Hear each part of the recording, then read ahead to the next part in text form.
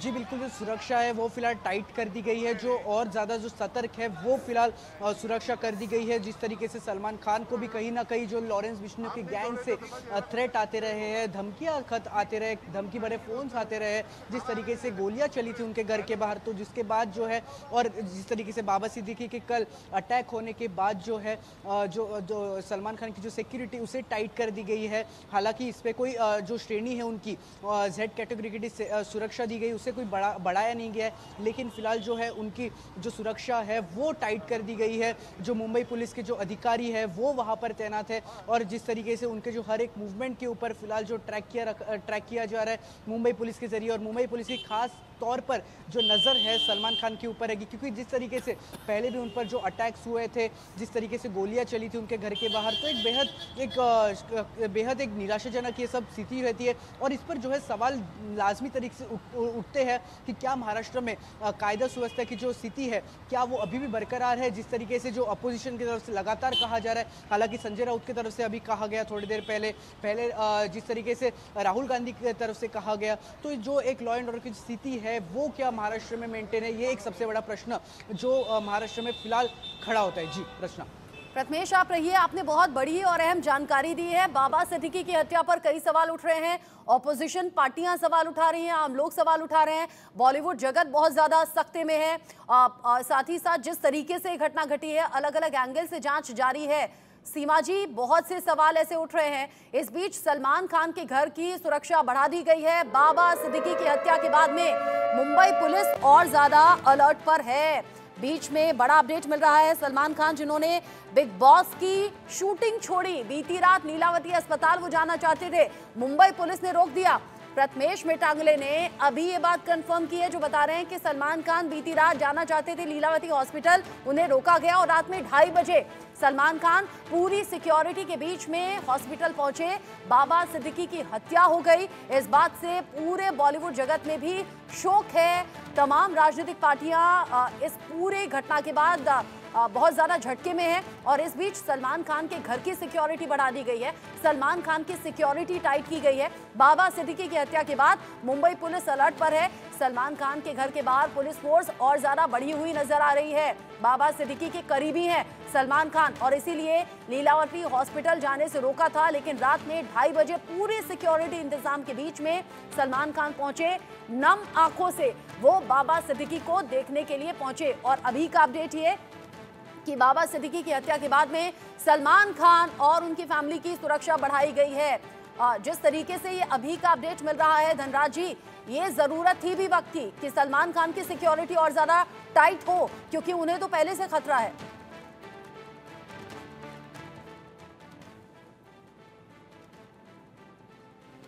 धनराज जी, unmute कीजिए खुद को।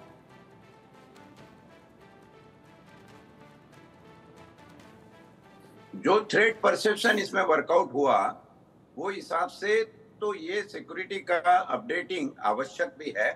मेरा कहना यह है कि अगर लेटर लिखा था सिद्दीकी साहब ने तो उसका थ्रेट परसेप्शन वर्कआउट होना चाहिए था।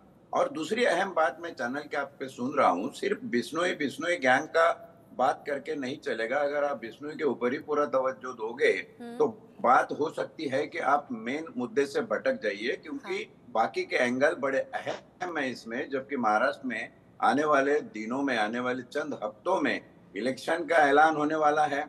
अजीत पवार गुट में ये शामिल हो गए थे कांग्रेस को छोड़कर, उसके तहत आज महाराष्ट्र में जो पॉलिटिकल पार्टी का फैक्शंस और फैक्शनलिज्म चल रहा है वो भी एक अहम मुद्दा है।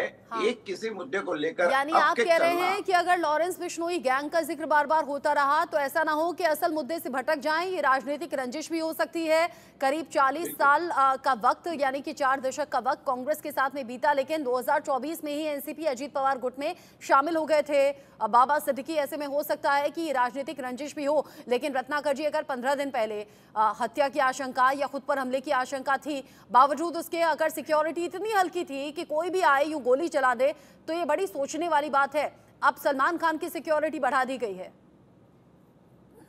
देखिए, सबसे पहले तो मैं आपको स्पष्ट कर दूं कि जो भी व्यक्ति इस हत्याकांड में इन्वॉल्व है, चाहे हत्यारा हो चाहे किंग पिन हो, उन दोषियों को बख्शा नहीं जाएगा। माननीय मुख्यमंत्री जी ने बड़े सख्त लहजे में कहा है कि उनके ऊपर सख्त कार्रवाई भी की जाएगी और फास्ट ट्रैक पे भी उनको कोर्ट में निर्णय बहुत जल्दी लेके आ जाएंगे। पहली चीज। दूसरी चीज मैं ये कहना चाहता हूं, मैं अभी विपक्ष की बातें सुन रहा था कि वो हमारे ऊपर आरोप लगा रहे थे कि किस तरह से मनोबल जो है वो हथियारों का बढ़ जाता है। मैं पूछना चाहूंगा, मनोबल कब बढ़ता है हथियारों का? मनोबल तब बढ़ता है हथियारों का जबकि किसी भी हत्यारा, जो अभी मंगेश यादव उत्तर प्रदेश में एक डाकू था, उस डाकू को जाति के नाम पे बचाने की कोशिश इसी इंडी गठबंधन के नेताओं द्वारा की जाती है। रत्नाकर जी अभी ना ये खबर बहुत बड़ी है। अगर आप इधर उधर की बातें करके मामले को भटकाने, नहीं अच्छा नहीं लगता रत्नाकर जी, अच्छा नहीं लग रहा रत्नाकर जी, अच्छा नहीं लग रहा। यहाँ वहाँ की बातें करना अभी अच्छा नहीं लग रहा। मैं तो कहूंगी इस पर जो पॉलिटिकली रिएक्शन है या ये जो सियासत हो रही है ये भी अच्छा नहीं लगता। भरत जी आप कुछ कहना चाह रहे हैं शायद। देखिए रचना जी, मैं पहले तो भाजपा के नेता को सही कर दूं, और झूठ कैसे बोला जाता है ये भाजपा के नेताओं से सीखना चाहिए। बाबा सिद्दीकी ने स्वयं ये कहा और पत्र लिख के कहा कि मुझे जान से मारने की धमकी मिल रही है। उसके बाद उनको उन्होंने सुरक्षा दी गई। ये कहना कि नहीं, ये रत्नाकर जी शांत रहिए ना, भरत जी को बोलने दीजिए। भाई आशंका ही कोई जाहिर करता है ना, डेट टाइम लिखकर कोई नहीं देता। रत्नाकर जी डेट टाइम लिखकर कोई नहीं देता कि मुझ पर हमला होगा, आशंका ही जाहिर की जाती है। सलमान खान पर भी आशंका है कि हमला हो सकता है। रत्नाकर जी भरत जी को बोलने दीजिए, रत्नाकर जी भरत जी को बोलने दीजिए। ये एक दुखद घटना है, इसे आपसी पॉलिटिकल लड़ाई की तरफ डाइवर्ट मत कीजिए। ये एक दुखद घटना है, ये सीरियस इशू है, ऐसे मत कीजिए, सियासत मत कीजिए, बोलने दीजिए। बिना प्रमाण के आप बात मत करिए। धनराज जी कुछ बोल रहे हैं, मैं आप दोनों को शांत करा देती हूँ। मैं आप दोनों को शांत करा देती हूँ। सियासत नहीं होनी चाहिए, ये दुखद है, ये दुखद है। व्यूअर्स को बहुत ज्यादा दुख होगा अगर आप अपने अपने राजनीतिक फायदे के लिए बयान देंगे तो व्यूअर्स को दुख होगा। धनराज जी आप कुछ कहना चाह रहे हैं शायद। जी भरत जी और रत्नाकर जी, मैं दोनों को इस संदेह से मुक्त करा दूं कि असलियत क्या है। जब उन्होंने पत्र लिखा उसमें आशंका जरूर जताई, लेकिन पहले दर्जे का सवाल ये है कि ये पत्र अभी 15 दिन पहले क्यों लिखा गया, नंबर 1। नंबर 2, जो वायु सुरक्षा की बात कर रहे हैं, लिसन टू मी रत्नाकर जी, वायु सुरक्षा की बात कर रहे हैं। वायु सुरक्षा उनको पहले से महाराष्ट्र शासन ने दे रखी है। सवाल यहाँ पे यह है कि लेटर आने के बाद में उस वायु सुरक्षा को अपडेट नहीं हुआ क्योंकि उसके ऊपर थ्रेट परसेप्शन वर्कआउट नहीं किया गया। आप इस मुद्दे को भटकाइए नहीं, ये असलियत है, हकीकत है।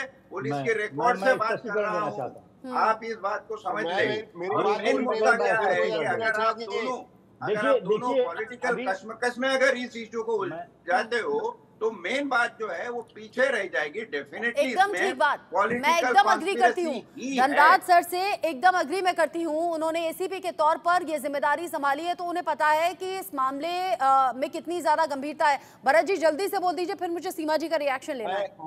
मैं स्पष्टीकरण दो तीन चीज पे बता दूं अभी शांत हो जाइए प्लीज। भरत जी कह रहे हैं कि नहीं ये गलत है, वो सही है, उन्होंने पत्र लिखा था कि नहीं, ये अभी एसीपी साहब ने बता दिया। दूसरी चीज, ये घुमा फिरा के ले जाते हैं, बदलापुर लेके जाते हैं या कहीं और लेके। पूरे महाराष्ट्र की स्थिति देखिए ना रचना जी, यहाँ पे धारावी में सरेआम जो है एक कत्ल कर दिया जाता है, उसके बाद पूना में सरेआम जो है लोगों को गोलियां मारी जा रही है। ये क्या हो रहा है महाराष्ट्र में? और एक मंत्री का, पूर्व मंत्री का जो है हत्या हो जाती है, जिसने आशंका जताई हो कि मेरी हत्या होने वाली है। मुझे बड़ा शर्मनाक है और बड़ा सोचने वाला विषय है। सरकार क्या कर रही थी? बड़ा सोचने वाला विषय है। सीमा जी, सीमा जी, सीमा जी बोलेंगे। सीमा जी बहुत देर बाद जुड़ी है, मौका दीजिए। हाँ सीमा जी बोलेंगे, सीमा जी बोलेंगे। जी मैं ये कहना चाहती हूँ कि किस तरह से इन चीजों को उछाला जा रहा है और ये सब बातें कि उनको थ्रेट नहीं मिलाता, वो चिट्ठी लिखकर मिलाता है या कैसे मिलाता है, तो थ्रेट तो था एंड उसका हमें संज्ञान लेना चाहिए था। अगर ये मतलब ये तो बहस का विषय सही है कि उन्होंने चिट्ठी लिखी थी या नहीं, या कैसे। और अगर 15 दिन बाद 15 दिन पहले आशंका जताई थी तो इसके बड़े मायने हैं। एक बार प्रथमेश का रुख कर लेती हूँ। प्रथमेश, 15 दिन पहले बाबा सिद्दीकी ने एक खत लिखा था, शिकायत लिखी थी कि उनकी जान को खतरा है। इस बात को कंसीडर नहीं किया गया था क्या? वायु श्रेणी की सुरक्षा देने की बात है, बावजूद उसके हमला हो गया। आरोप जो पॉलिटिकल पार्टी आरोप लगा रही है उसका स्पष्टीकरण।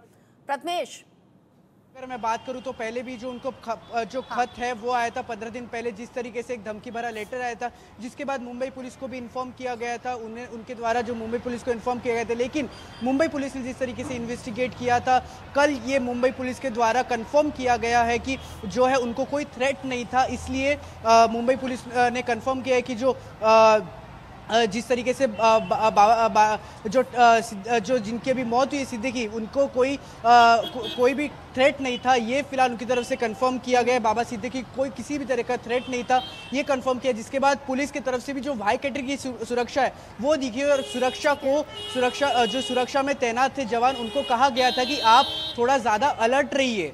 ये सीधे तरीके से पुलिस के जरिए जो है ये भी हो सकता है जो हाई प्रोफाइल केसेस पुलिस होते हैं, अलर्ट में थी, उनमें जब जांच होती है तो बहुत ज्यादा कॉन्फिडेंशियल चीजें रखी जाती है। मुंबई पुलिस गहनता से जांच कर रही है, दिल्ली की स्पेशल सेल के संपर्क में है, यूपी एसटीएफ से जानकारी जुटा रही है। ऐसे में मुझे लगता है निष्कर्ष पर जब पहुंचेगी मुंबई पुलिस, तब हो सकता है प्रेस कॉन्फ्रेंस की जाए या जानकारी दी जाए। अभी अलग अलग तरह के कयास हैं और मुंबई पुलिस पहुंची भी है बाबा सिद्दीकी के घर में अभी जांच करने के लिए। प्रथमेश, बहुत शुक्रिया ये सभी अपडेट्स हमारे दर्शकों तक पहुंचाने के लिए। धनराज जी, रत्नाकर जी, भरत जी, सीमा जी, बहुत शुक्रिया आप सभी का इंडिया न्यूज के साथ जुड़ने के लिए। बड़ी दुखद ये घटना है, बाबा सिद्दीकी का यूं चले जाना और सरेराह उनकी यूं हत्या हो जाना।